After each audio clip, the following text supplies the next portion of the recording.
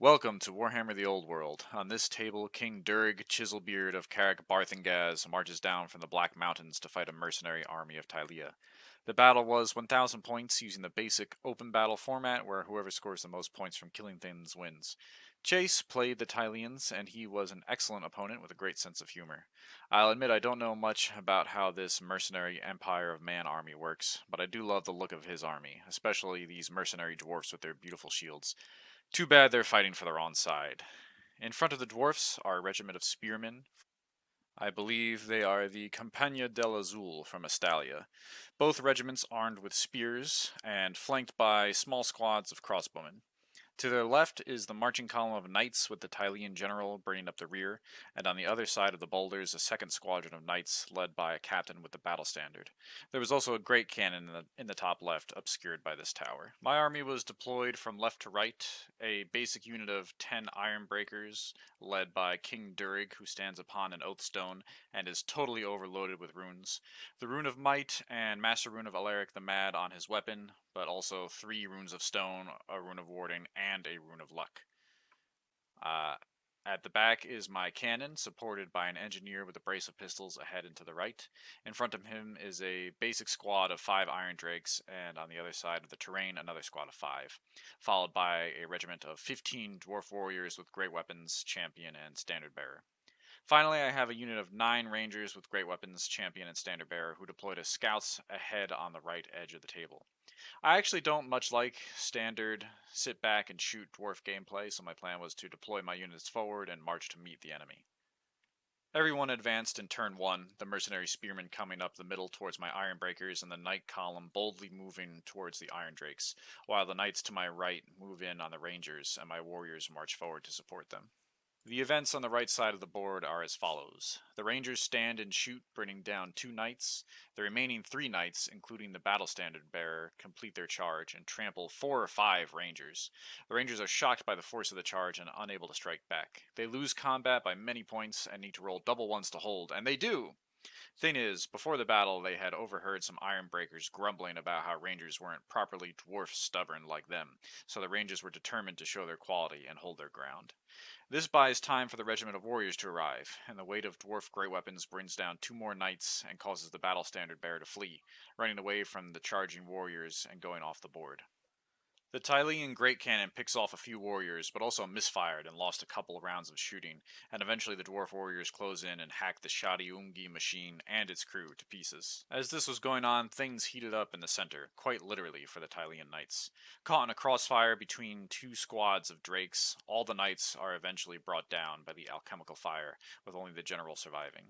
My cannon had picked off a few spearmen, and then its view was obscured by my troops moving up the center, so the crew fired a shot at one of the crossbowmen and hit the poor man dead on with a direct hit, which turned into a competition, the crew daring each other to repeat such a feat of accuracy, which they did, and continued to blast several other crossbowmen, causing one squad to turn and flee and drastically reducing the range strength of the enemy, until at last a cannonball stuck in the ground just short of its target, showering the crossbowman with dirt, much to his relief.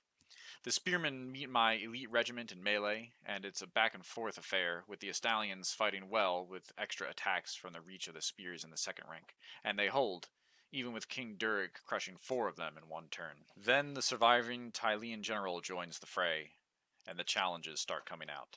Standing tall, or taller than usual, upon his oathstone, King Durig let loose a salty string of insults as he goaded the enemy leaders to fight him. His voice booming across the battlefield, they had no choice but to accept, lest the army think them cowards. The champion of the spearmen stepped bravely forward first, and was swiftly pulped, and then the general was forced to accept the challenge. King Durig wounded him twice, and was on the verge of slaying his foe, but somehow the Estalian spearmen, perhaps seeking vengeance for their fallen champion, were winning and pushing the Ironbreakers back. The king pulled back with them.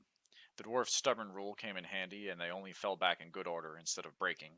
The spearmen pursued, but the general, seeking easier targets, did not. With King Durig back helping the fight against the spearmen, the depleted unit could not stand further. They broke, fled, but tired as they were from the sustained fight with the elite dwarfs, could not get far and were caught and cut down by the Ironbreakers. Next came the mercenary dwarfs, their numbers slightly reduced from Drake fire, but still in good strength. They charged, and a regrettable Dawi on Dawi fight ensued.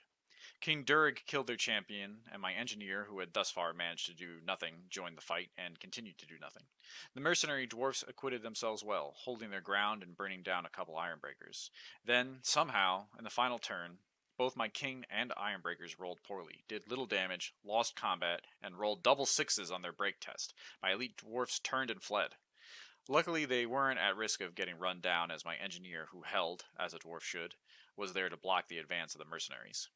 After the battle, I realized what had really happened. King Durig took no joy in slaying the mercenary champion, and bitterly regretted having to fight fellow dwarfs. From atop the Oathstone, he looked out over the heads of his stunty opponents and surveyed the battlefield. Realizing the battle was over, he called off his warriors. Unwilling to shed any more dwarf blood, he commanded his retinue to flee, and he followed. For indeed the battle was over, as we will see following the Tilean general. One of my Iron Drake squads was facing away from him, and so after he had pulled back from the fight against the Ironbreakers, he charged these Iron Drakes. They were unable to bring their guns to bear, and he barreled into them, taking down one of the heavily armored dwarfs.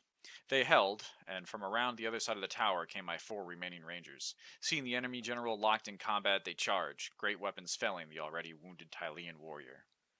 Thus, the final battle round ended. The mercenaries scored points from my fleeing general and ironbreakers, but nothing else, while the dwarfs scored heaps of points from the fallen knights, spearmen, cannon, general, and battle standard bearer who fled, resulting in a crushing victory for Carrick Barthengaz. So it turns out Iron Drakes and Rangers are pretty darn good. The Drake's obviously very killy, and the Rangers extremely versatile with their scout deploy, 4 ballistic skill, crossbows, and great weapons in melee. The double one they rolled was also critical, so luck went in my favor there, for if those Knights had won and then been free to come back and support the middle of the field, things could have gone much worse for me there. Chase took his losses in stride though, and with great humor, and overall the match was great fun. My king was totally overpowered for this match, and I want to reduce what he has, but at the same time I'm worried about coming up against a super strong army with a dragon in it or something. But I'll probably tone him down a bit and remove the cannon and engineer.